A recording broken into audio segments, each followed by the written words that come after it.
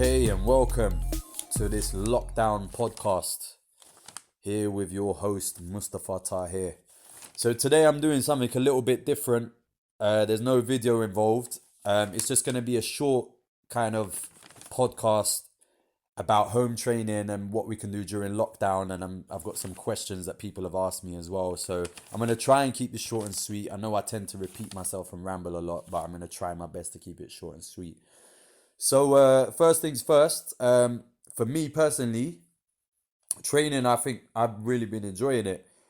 I've been using mainly bands and body weight. I've also got a kettlebell at home, but I've been mainly using body weight and bands. And it's just given me a chance to do some different things and to try some different techniques. And I've been using a lot more body weight than I usually use. So I'm not using dumbbells like I always do. And yeah, I've been enjoying it. And as a side note, like a lot of my, I've got a lot of problems with my elbow and my shoulder from holding pads, and a lot of that has cleared up while I've been doing home training with the bands and body weight. So that's a really nice positive side effect of all of this. So it can give your body a rest, all this home training, but also I feel like I'm really working as well because I've been doing, for example, on a press up, it's really easy to just go through the motions, but I've really been controlling the exercise and focusing on the muscles that are working and executing with perfect technique. And that is such a big thing because people think that when you do a body weight exercise is just rubbish, or when you do a band exercise is just rubbish and it's not really effective.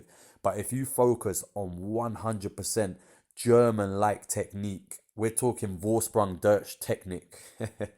If you do it with perfect technique, you will get a much better result. And that even applies to your normal quote unquote gym training where you're using weights. If most people halve the weights they were using and just focus on perfect execution, I think they will get so much more from their workout and less injuries as well. So that's been a really nice part of training that I've enjoyed. And I've also kind of enjoyed working out in the comfort of my own home, on my own timetable, putting on my own music. It's very relaxing. I mean, I'm lucky enough to work in a nice private gym, but if I had to go to a commercial gym, like they're sweaty, they're dirty, they're loud, like no thank you. I would much rather work out at home and do things in the comfort of my own home. So that's been really nice. That's been really nice. And I hope you guys who are training at home are feeling the same. So yeah, we're just going to touch on a few topics. And like I said, I've got some questions at the end as well that people have asked me, but I'll try and go through these as quickly as possible. So number one, what do you need to train at home? So it's kind of a trick question because you really don't need much. So first things first, you need obviously a little bit of space, empty space.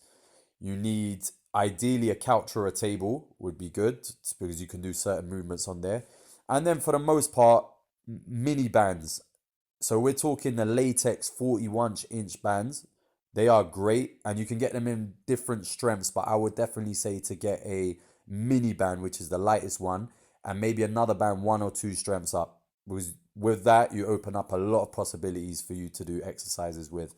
You can do body weight exercises, you can resist exercises. For example, if you do a press up, you can resist the press up to make it harder, or you can use the bands to assist the press up to make it easier. So it opens up so much in terms of your toolbox of exercises. I would say an ab roller would be a great one. So if you're lucky enough to have an ab roller, that's a great one because obviously it's fantastic for the core.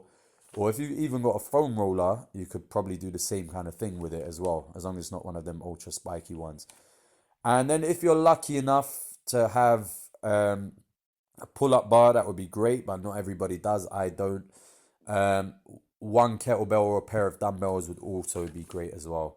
But for the most part, that's what you need. And then for your conditioning, you can focus on maybe if you like boxing, you can do shadow boxing, or you can do sprints outside because that's not banned, or you can just do walking. So you don't need any equipment for that really. Maybe just a backpack, which I'll touch on in a bit. But yeah, that's all you need. So very simple in that respect. In terms of the cardio, so let's get to that. So a lot of people have been going running, and I don't think I've ever seen as many people outside running as I have recently. So I have my opinions on running. I'm not the greatest fan of it, especially long 40 to 1 hour, 40 minutes to 1 hour slogs where people are jogging. Because there's a lot of reasons I don't like it, but one is that it tends to beat up your joints badly. Knees, ankles, hips, lower back. It's not great, especially when you're doing that repetitively. And two, it's not very efficient because when you're running, if you do too much of it, you can actually break down muscle as well. And if you're trying to get in shape and you're trying to get lean and you're trying to get toned, the last thing you want to do is kind of break down your muscle. That's what gives you shape. That's what gives you that tone. And by having muscle, you'll be able to keep your weight off. So whatever weight you lose, that fat that you lose, you'll be able to keep it off for longer because muscle is very metabolically active. It burns calories just at rest. So the less muscle you have, the worse for you. And I've seen a lot of people who run all the time and you see them with skinny arms and fat bellies. It's not the most efficient way to lose weight and to keep it off and to look good. And in fact, I think it actually gives quite a negative result in many instances, soft bellies and soft bodies. So your main kind of cardio, I think, should never be long distance running. One or two here or there, 1 or 2 sessions of it is fine, but too much is no good. So alternatives. So I'm a big fan of sprints. I would say get out there and do some sprints if you can. If you've never done sprints before, then build up to it. Build up to it. Just do 5 to 10 low intensity sprints for short distances at like 50% of your maximum because you don't want to pull a hamstring or you don't want to pull a muscle. So build up to it. But over time, that's where you should be going. And if you can do some kind of cardio outside, I would say do walking. And a client of mine, I'm going to shout him out, Stephen, he does something called pack walking where he'll put on a backpack and just walk kind of for long distances. And if you can do that as a power walk where you're briskly walking with a backpack on, I think that's brilliant. You're not going to beat up your joints. You're not going to get the kind of problems that I just mentioned with running, but you're still going to be sweating and burning calories. And I think that's great. And that's something I haven't done yet, but I'm going to start implementing this week, pack walking. I'm just going to get on a backpack, put on some headphones, and just go for a long, brisk walk. And for me, that would be superior to running. But yeah. But if you do want to run, here are some guidelines. Keep it to about half an hour and don't do it more than maybe twice a week. Half an hour. That's it. Twice a week. But yeah, that's my advice on cardio. Cardio, I haven't been focusing on it so much this week, but last week, but I will be doing this week, and I'll be pack walking, and I'll be doing some shadow boxing. Can't do sprints at the moment, but I will be doing those things. So yeah, that's my advice on cardio because we have to keep our condition up. We've got to keep our conditioning up because you don't want to come out of this on the other side feeling like a sack of shit. You want to come out feeling good. You want to come out feeling fit. And we got to keep some base level of conditioning up. So that's hugely important. And that applies to the weightlifting, to the lifting and the training as well.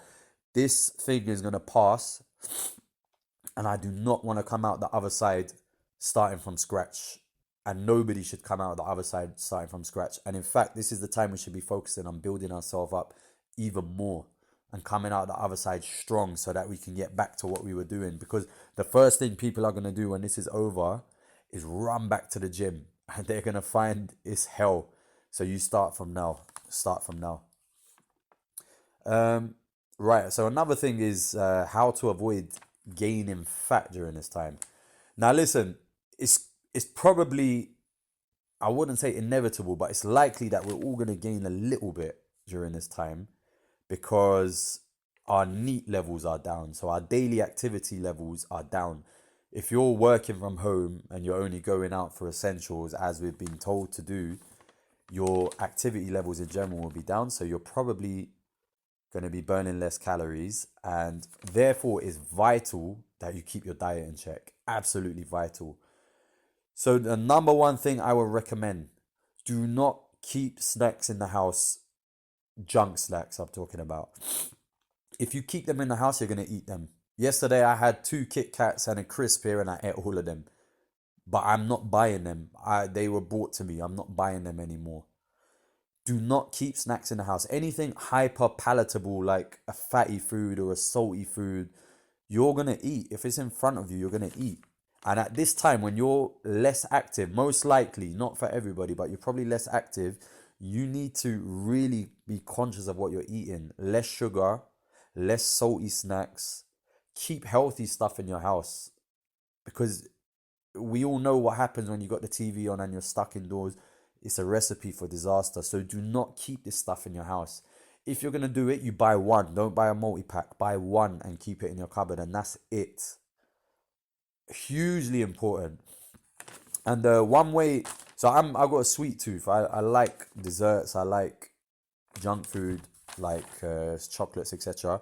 But I've been making super shakes recently, and I've been getting a lot of my clients to be making them. Super shakes, something I got from Precision Nutrition. So they're amazing. You use a protein and you use some other stuff. So if you go to my YouTube channel, I've actually put the recipe for them to make a super shake. But they're very healthy, but they also give you that little sweet kick as well, which we all kind of want.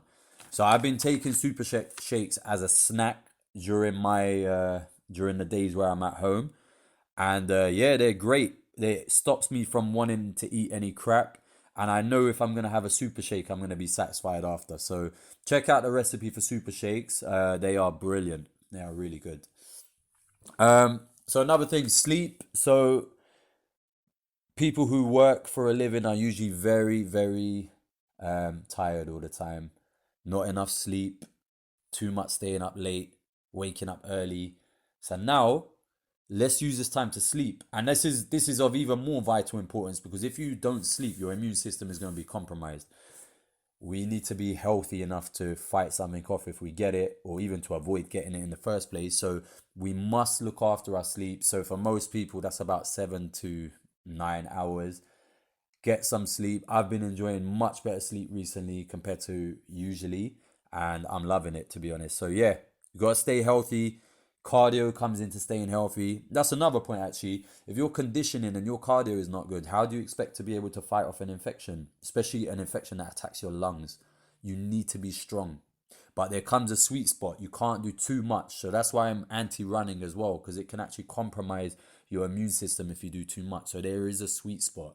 But cardio and lifting and sleeping a lot, that's all going to benefit your immune system. So vital, vital importance. So anyway, let me get to the questions now.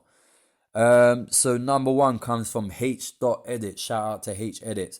How can I keep my punching power? Because he likes to box. If I don't have access to boxing bags.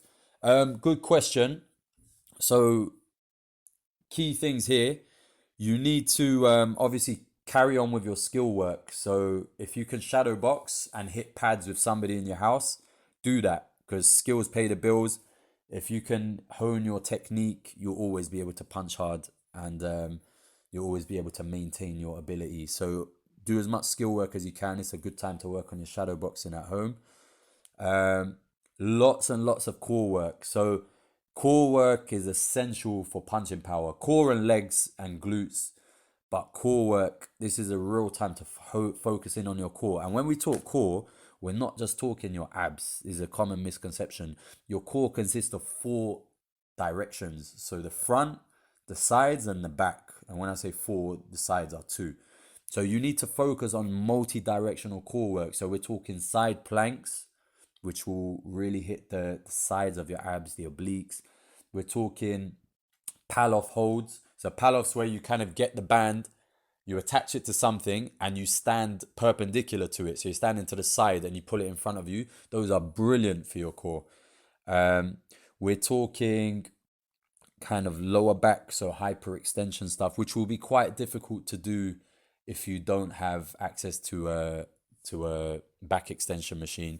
I'm not really a fan of Superman's, the exercise where you lay down on the floor and lift your chest up.